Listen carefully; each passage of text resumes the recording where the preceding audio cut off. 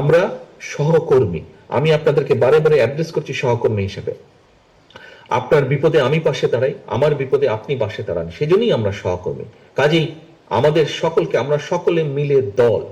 আপনি ক্ষতিগ্রস্ত হলে আমি ক্ষতিগ্রস্ত, আমি ক্ষতিগ্রস্ত হলে আপনি ক্ষতিগ্রস্ত। কাজে আমাদেরকে প্রত্যেকের প্রতি খেয়াল রাখতে হবে। আমাদের খেয়াল রাখতে হবে দলের প্রতি, এবং দলের প্রতি যদি আমরা খেয়াল রাখতে পারি, তাহলেই আমরা জনগণের আস্থা অর্জন করতে সক্ষম হব। প্রিয় সহকর্মীবৃন্দ, আসুন আজকে এই কর্মশালায় আপনারা যেরকম 31 দফা কি জেনে গেলেন, 31 দফা কি বুঝে গেলেন, 31 দফা বুঝে জেনে গিয়ে আপনারা যেরকম জনগণের কাছে পৌঁছে দিবেন, জনগণের দ্বারে দ্বারে পৌঁছে দিবেন, জনগণকে বোঝাবেন, একই সাথে আসুন আজকে এই কর্মশালায় আমরা প্রতিজ্ঞা গ্রহণ করি, আমরা শপথ গ্রহণ করি যে জনগণের আস্থা নষ্ট হয় এমন কোনো কাজ করা থেকে আমরা নিজেদেরকে বিরত রাখবো, এবং জনগণের আস্থা অর্জন করা যায় আমরা চেষ্টা করব সেইরকম কোনো কাজ করতে। প্রিয় সহকর্মীবৃন্দ, কেউ যদি আমরা ভেবে থাকি যে আমাদের প্রধান রাজনৈতিক প্রতিপক্ষ যাকে আমরা ভাবতাম তারা মাঠে এখন দুর্বল, তারা নেই মাঠে বা মাঠে দুর্বল, এবং তাহলে আমাদের সবকিছু সোজা একদম সসর করে আমরা চলে যাব, আল্লাহর ওয়াস্তে এই কথাটি মন থেকে সরিয়ে দিন। কারণ আমার 35 বছরের রাজনৈতিক অভিজ্ঞতার আলোকে আমি যেটি বুঝি, আমার থেকে এখানে অনেক অভিজ্ঞতা সম্পন্ন রাজনীতিবিদ আছেন, আমি মনে করি তারা আমার সাথে একমত হবেন।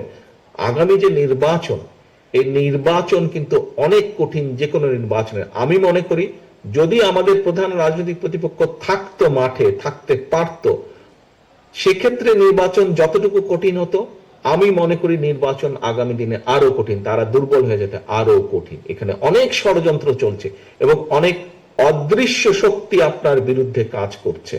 অদৃশ্য শক্তি এখানে, ওই যে চট্টগ্রাম বন্দরে বললো না অনেক ষড়যন্ত্র কাজ করছে, একজন বললে প্রশ্ন করেছে, বাংলাদেশ জাতীয়তাবাদী দল বিএনপি তথা আপনার বিরুদ্ধে, যেহেতু আপনি বিএনপির প্রতিনিধি, আপনার বিরুদ্ধে অনেক ষড়যন্ত্র কাজ করছে।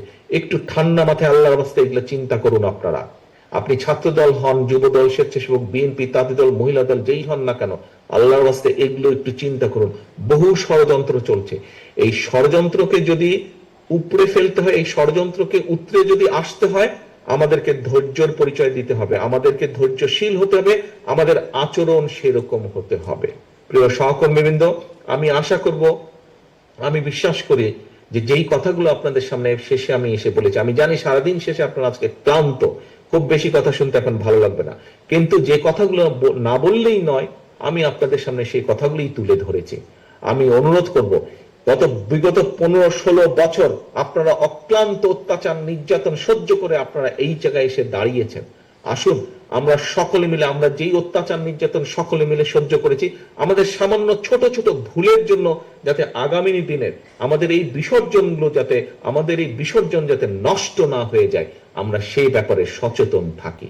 যে অত্যাচার নির্যাতন সহ্য করেছি, এখনো বহু মানুষের নামে মিথ্যা মামলা আছে, এখনো সেই মামলা উঠে নাই, মামলার খড়গ এখনো রয়ে গেছে।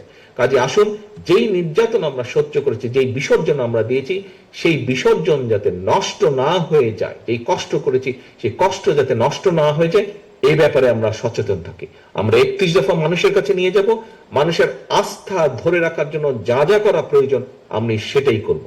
আমাদের শেষ কথা হোক, আমরা জনগণের সাথে আছি, আমরা ইনশাল্লাহ জনগণের সাথে থাকব, কারণ জনগণই রাজনৈতিক দল হিসেবে, জনগণই আমাদের শেষ ভরসা।